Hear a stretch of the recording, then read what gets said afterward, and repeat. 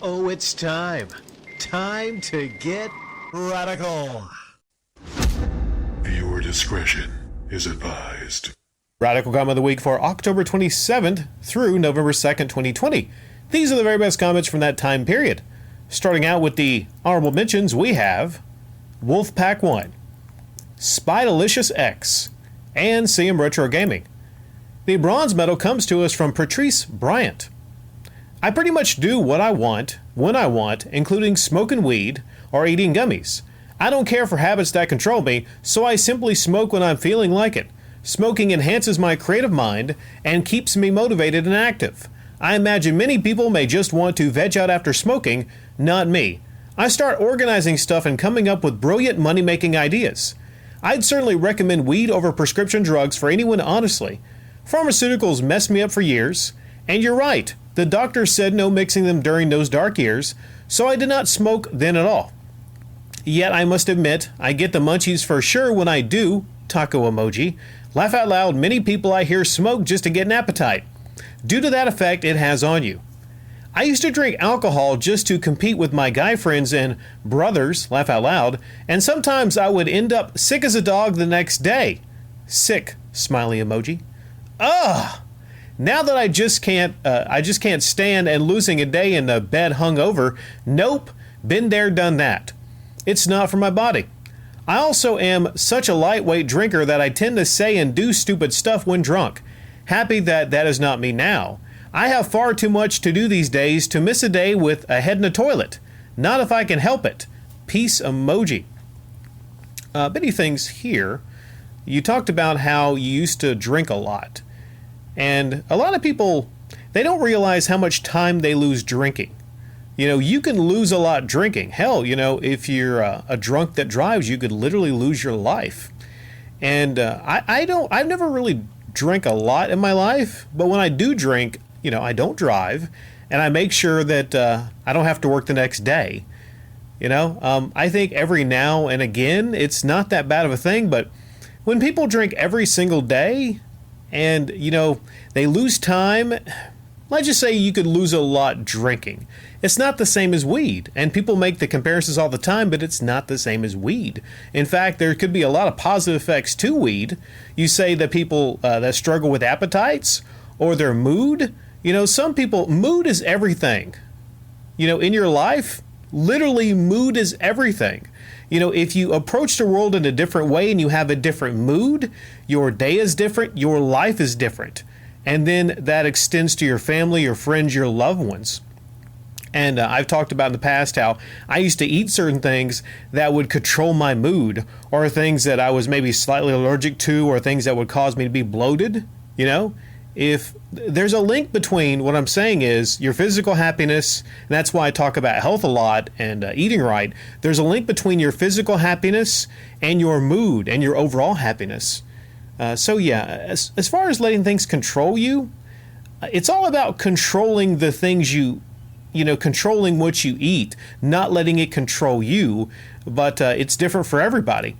One last thing, sugar, right? I used to just try to cut out as much sugar as possible, but I'd find myself, especially at work, burning up calories, wondering why I was just out of energy. And actually, you know, starting to say, well, maybe I'm just in a sugar crash after having a little bit of sugar.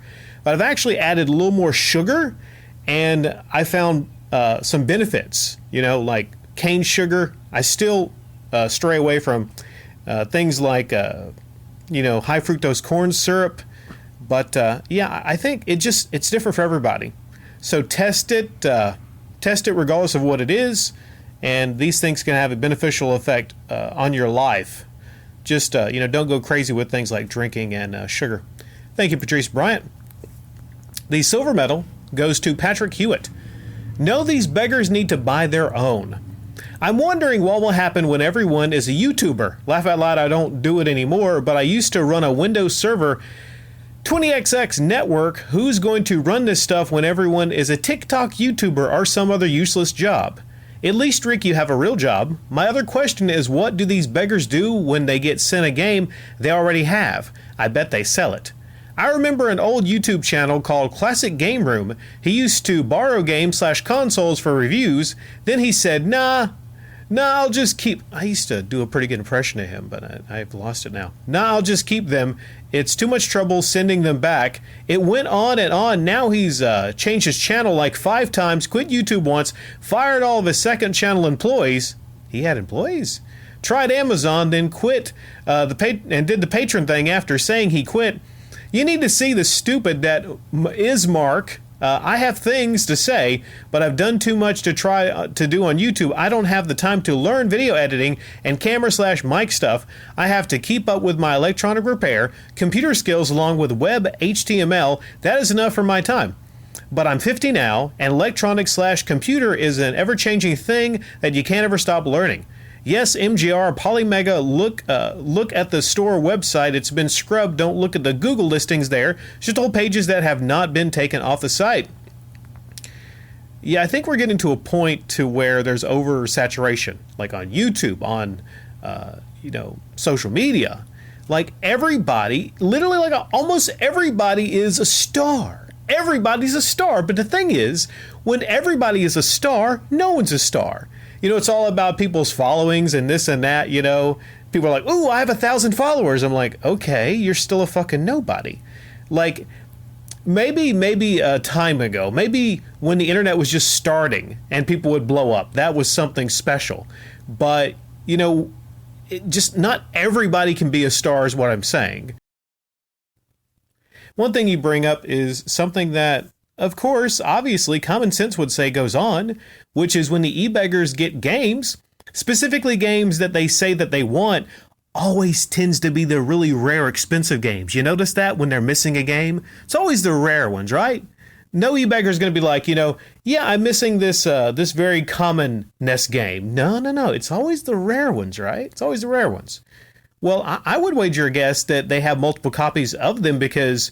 they beg for them, they get sent the games, and then, they're not going to let people know how many copies they get, and then they're going to put the games on eBay. So it's part of the money-making racket, And one thing you bring up here also is Classic Game Room.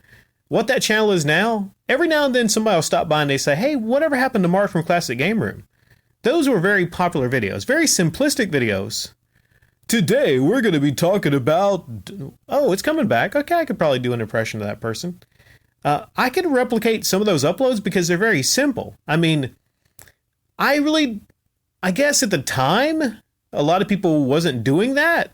But now, looking back, like, why do people... Not you specifically, but why do people want Mark to come back? There really wasn't anything particularly special about this guy. I mean, right now, a decade later, there's like 1,000, 1,000,000 classic game rooms on YouTube. It's all people do is talk about video games.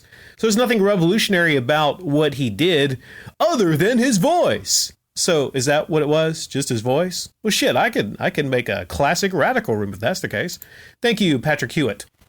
And back-to-back golds. I do believe, right? Back to back, very tough to do. It's Altered Penguin with the gold. I've been thinking about this Radical Reggie, that Radical Reggie has a huge problem, and the people around him do enable him. Honestly, they all have a problem, but the MGR crew have income to sustain their basic needs in life. John Hancock is a teacher. John Riggs is a radio personality. I didn't know that. Kelsey Lewin owns and operates her own business. Lindsay owns and operates her own business. MetalJesus has his wife who is a real estate agent. MetalJesus can fall back on her whenever he needs. Plus, this guy clears $100,000 a year easy alone. Radical Reggie, on the other hand, works at his Best Buds game store, probably the worst place to work if you have a gaming addiction. Anyway, when I watch MGR and Radical Reggie's pickup video, I notice something.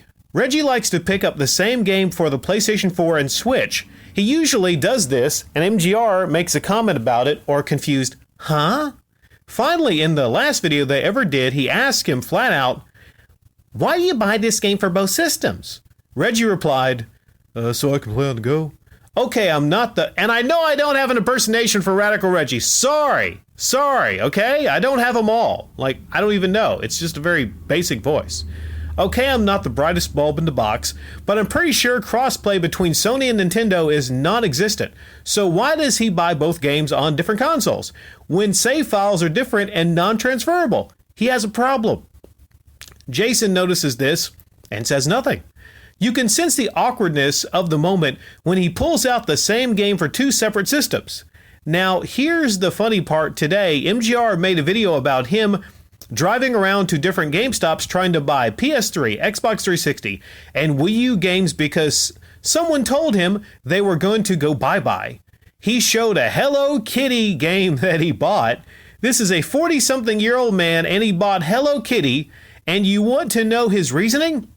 It was because the game had become obscure and the price of it went up, so he bought simply for the perceived value, not because he likes Hello Kitty.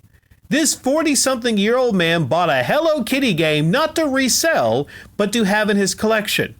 Now imagine how much of a problem that Reggie must have when someone like MetalJesus is perplexed at his reasoning for buying the same game brand new twice. It's just mind-boggling. See, the MGR crew can do things like waste money on stupid games to sate their desires or get their fix. They can have the means to do it. None of them live in a crappy apartment, sleep on the floor, or drive a car that should be in a junkyard. Instead of helping Reggie, I don't know, work towards securing a financial future, give him an intervention, they enable him.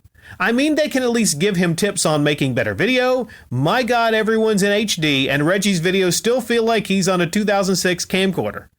There's more I wanted to touch on, but I hope I got the gist of it out. Real friends tell you the brutal honesty truth, not to hurt you, but to help you see the faults in yourself and to help you grow. The MGR crew are not real friends. I think they see Reggie as a fool they love to have around and then make them feel better about themselves. You know, it really helps to have the means to collect. MetalJesus has the means to collect. Okay? He easily clears over $100,000 a year.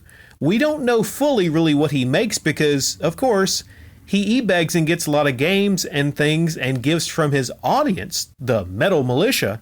So that very well could be over $200,000. You know, we just don't know. We don't know the details of all the sponsorship deals. He has the means to collect. So for him, it's really not that big of a deal to drop some money on Hello Kitty because it's not a game to him. It's a personal investment. I would say that gaming is not important to him. Everything that MetalJesus does on his channel is for the business. Now, I'm not saying he doesn't maybe still like games and, you know, is a hobbyist when it comes to games. But the thing is, everything about him has been perverted when it comes to games to equating that with money, which is the very opposite that I feel about video games, and most people feel about video games. That's why so many people call him out when they see what he truly is. A lot of his fans don't understand what he truly is. You know, the $50,000 bus trip. There's still Metal Militia fans that come to my channel and say, well, what's wrong with MetalJesus? Well, $50,000 fucking bus trip. Okay? I mean, putting aside the basement leak, this motherfucker actually was going to get $50,000 for simply going around to talk to his fans. Thinks he's some kind of fucking retro goddamn rock star. Okay? There's bands that wouldn't even do that fucking shit. They're like, no. But there's many problems with MetalJesus, but at least he has the means to collect. Radical Reggie does not have the means to collect. For fuck's sake, he doesn't even have a bed frame. For fuck's sake, look at his vehicle. He doesn't have the means to collect, yet he still does. Now, why is that? We can wager a guess it's because he wants to keep up with people like a MetalJesus with a John Hancock. But even, like you said, when MetalJesus is like looking at him doing these things, he's like, huh, what? You know, going farther than even MetalJesus would do in buying multiple copies of games that probably really aren't, you know, investments. So I would think the least MetalJesus could probably do is maybe, you know, try to talk to him about proper game investment, since MetalJesus is basically a game investor. You know, you think some of that would rub off on Reggie and everything, but it's just really sad to see. And there's a lot of people that take pity on someone like Radical Reggie for a variety of reasons. And there's many people out here that might criticize Reggie and want to help him through criticism. But it's clear to me that it seems MetalJesus is not someone to actually, if he considers himself a friend of Radical Reggie, he is not doing one damn thing to help him.